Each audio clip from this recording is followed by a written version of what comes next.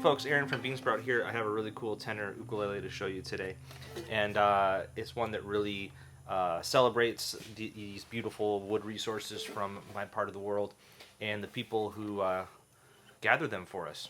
So in this case, the top is a piece of juniper from Eastern Oregon. That's from Chris at the D Mill right up the road. This is the second juniper top we've done, and I think it sounds and looks really great. This is obviously an asymmetrical one with a little bit of sapwood and heartwood. It just looks really cool.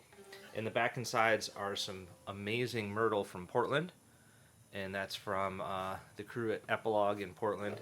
This was an urban tree that he was able to salvage.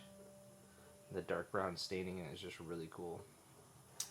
And pistachio fretboard and head plate from our friends at woodfromthewest.com. This is from down near the Fresno area from some orchards. And I inlaid a little star there. And it's got a salvaged fir neck with a walnut stripe. And I bound the whole thing with some very simple myrtle binding. I just like how it turned out. So one of my customers nicknamed the last juniper top instrument we made. He said that it looked like it had desert vibes, and so I think that goes for this one too.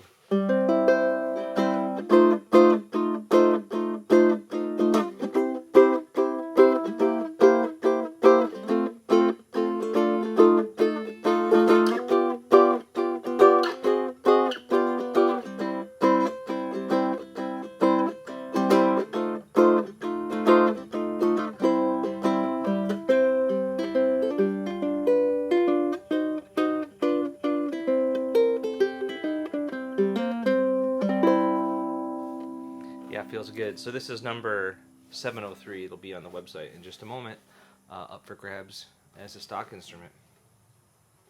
Thanks a lot.